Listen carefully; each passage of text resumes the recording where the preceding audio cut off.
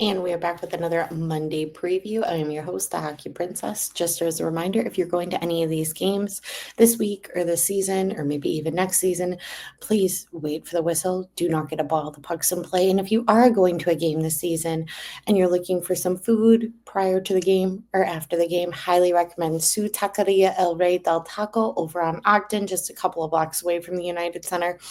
Excellent food, and the folks who work there are excellent as well.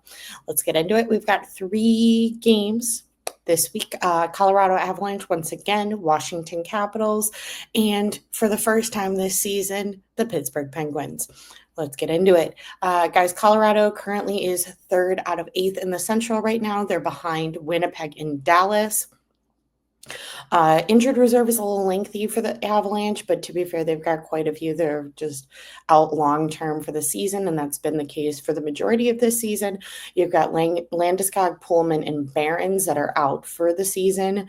Eric Johnson, Kiviranta, and Manson are all day-to-day, and Stenberg is suspended, so he shouldn't be out long-term either. No real updates since the last time we faced the Colorado Avalanche. Obviously they are in playoff contention. These wins for them are not necessarily we need to win to make it into the playoffs, but they're definitely in the race with Dallas in terms of who gets home ice advantage for the postseason, because I'm about 95% sure that the matchup will be the Dallas Stars versus the Colorado Avalanche. It's kind of just gets who gets home ice advantage in that postseason. Goaltending tandem for the Avalanche is still Blackwood and Wedgwood. Natchez has been playing great recently for the Avalanche as well, but all the other big key players for the Avalanche are still there.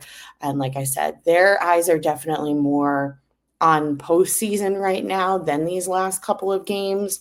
So who's to say? I definitely think it could be a blowout on our end or one of those games where, we're facing a really good team and it kind of makes us step up and play the full 60 minutes, or at least most of the 60.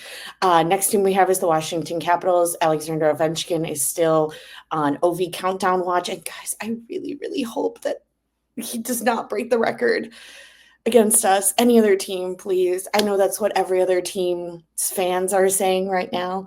I will say Arvid Soderblom has not gotten scored on by Alexander Ovechkin, so I do hope that Spencer Knight is in net for Washington versus Chicago matchup this week. They are number 1 in their division right now. They're going to the playoffs. They do have some signings since the last time we talked.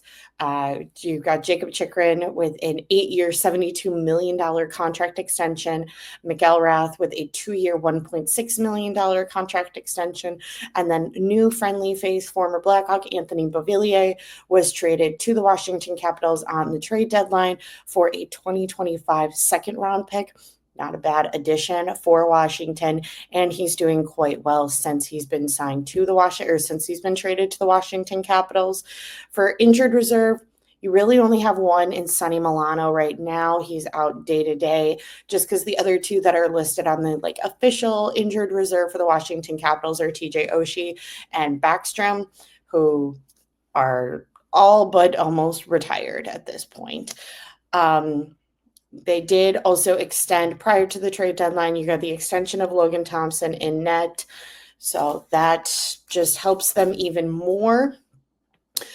Biggest room or questions kind of for the future, maybe even past this Washington-Chicago matchup, is when does Ryan Leonard come to Washington? Does he come once Boston is done in the Frozen Four? Do they wait? Because he cannot go to Hershey if he signs, so it would be playing in Washington or nothing, or do they kind of do that initial contract during the summer and see how this playoff push goes for the Caps, or do they want him in the room for this? You can see it going both ways. Ryan Leonard is a hell of a hockey player and injecting another youthful guy with a lot of talent definitely can't hurt. But I also can see Spencer Carberry and Capitals management kind of just wanting to run with a unit that they have right now, especially because it's been working so well for them this season. And the other thing for the Washington Capitals that they just are on the lookout for is who they're playing for the playoffs right now. That second wild card spot in the East is a round robin every day. It changes. Currently, as of right now, the time of filming, it is Columbus, which thanks to our Washington Capitals insider, the only one that they're not really wanting to play is Ottawa. So as long as Ottawa can just stay in that top wild card spot, I think the Caps would be a bit more comfortable, just that they don't have the best track history for the Washington Capitals playing against the Ottawa Senators, where they have a better track record for other teams, but should be very interesting. Similar to Colorado, they don't need to win this game. It is not a big concern. We need to win this to make sure they're in the playoffs. They've been in playoff contention since November, especially the heater that they've been on. That's not a concern for them. All eyes are on the postseason for the Washington Capitals. And then finally, we have the Pittsburgh Penguins. They are the bottom of the Metro, where we were just at Washington with the top of the Metro. Now we're journeying to the bottom. The Pittsburgh Penguins are 7th out of 8th in the Metro. Injured reserve, you've got Graham and Imama out for the season. Bloomquist is undisclosed day-to-day. And then you got Joseph and Malkin with upper body day-to-day.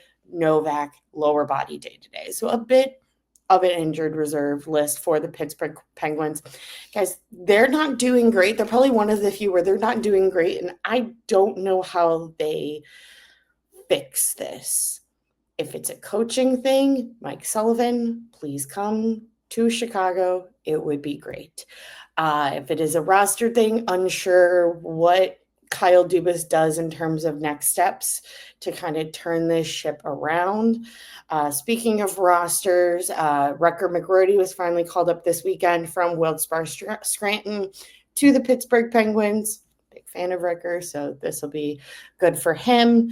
Like I said, there's a lot of pieces that could be moved in the offseason. I'm unsure the way that Dubas and Pittsburgh management want to go about it, just because it seems like there's a lot of things that are not working within the Pittsburgh Penguins structure right now. They do have $29 million in open salary cap money, so they could make a splash during the offseason. Unsure. I think if they choose to keep Sullivan and what they do come closer to the draft will be very telling as to how Pittsburgh is going to move forward from this year.